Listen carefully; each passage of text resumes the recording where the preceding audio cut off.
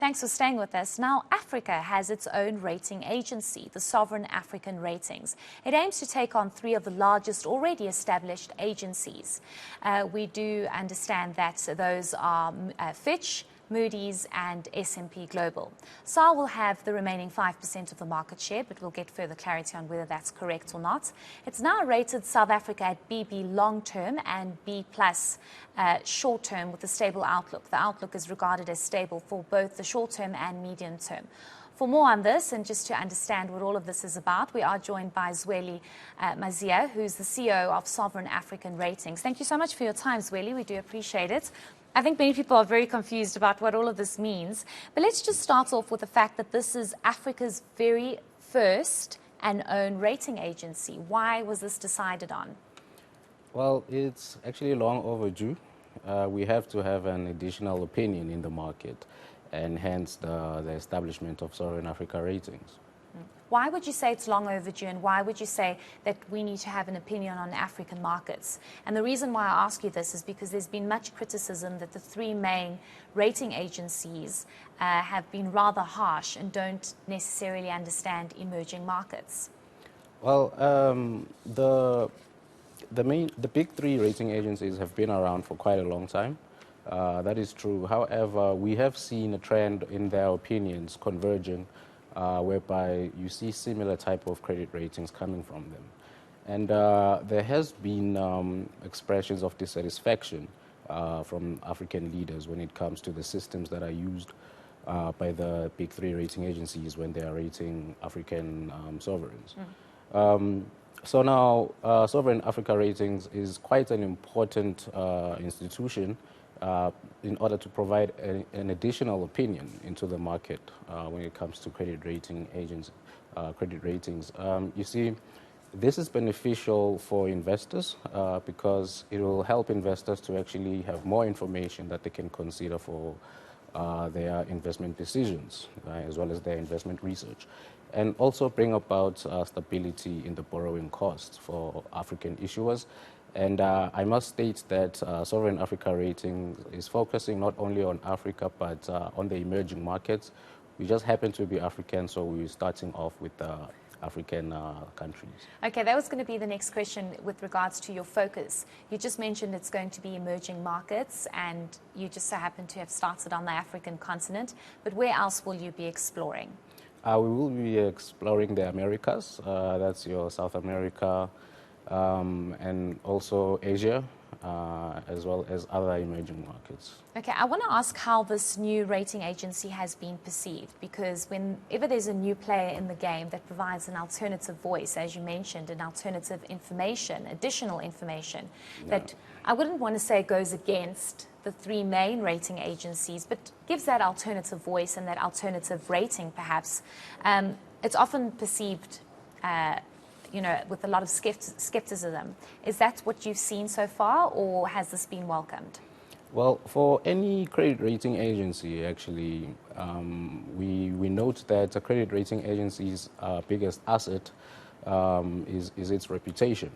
So we are relying on the quality of our outputs in order to influence the perception of the market.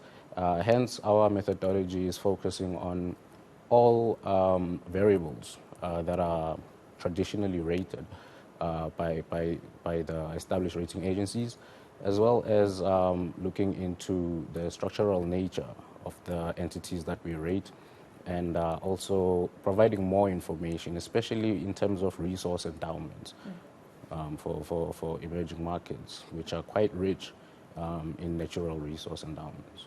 Okay, I want to ask you about, let's move over to the rating for South Africa. You already started.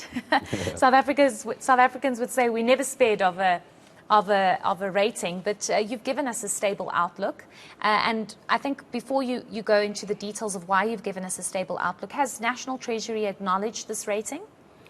Yes, they are aware of it. We will be continuing to engage with the National Treasury in order to solicit a credit rating. So far, we rated South Africa at BBB, on the long term as well as What does B+. that mean for an ordinary South African watching? What does triple B mean? So triple B is an investment grade rating, meaning it's not junk, right? We note that South Africa has been resilient throughout, even post-COVID. We actually recovered in terms of trade. The banks are holding adequate capital. We also increased our tax revenue in 2021 as well as in March 2022. All these positives have been noted. However, there are challenges that South Africa is still facing in terms of the rising debt, contingent liabilities, especially when it comes to servicing the debt of state-owned entities and so forth. So we note all the variables that we consider when conducting the credit rating, but we feel that South Africa is definitely still investment grade.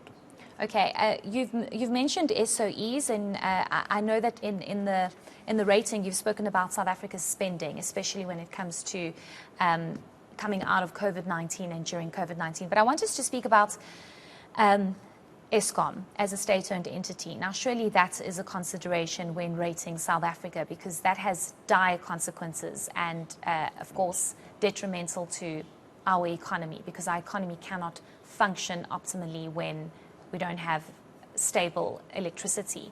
Is this a worry for you guys? Yes, it is a worry for us. We do consider energy as a very important part of the economy, because you actually need stable electricity supply in order to ensure that business continues to work.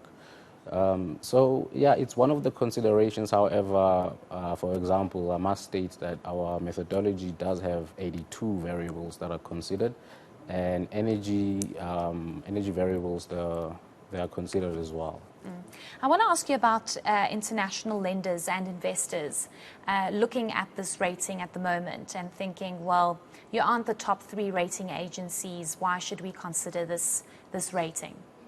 Well, like I said earlier, it is an additional opinion, and it is important that they actually look into the reasons why we rate South Africa where we rate it, or matter of fact, any country that we will be rating.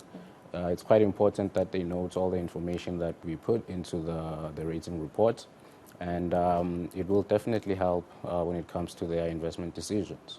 So do you have let me put it this way also, do you have a relationship with international lenders and international rating agencies, but also a relationship with National Treasury? Because I know you said you are engaging with National Treasury, but somebody looking and saying, it's a new rating agency, are they even considered?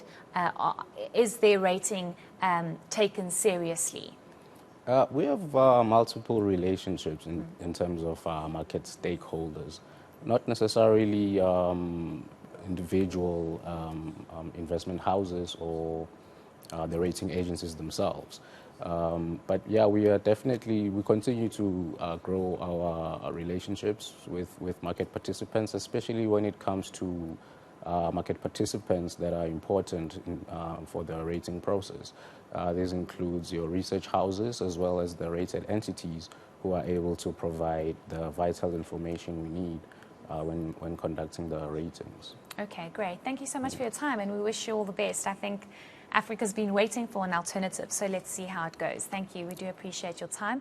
That's Zwelibanzi Maziya, who's the Sovereign African Ratings COO, a new rating agency that's just started up. I'll have more news of the day's top stories in a short while. Do stay with eNCA.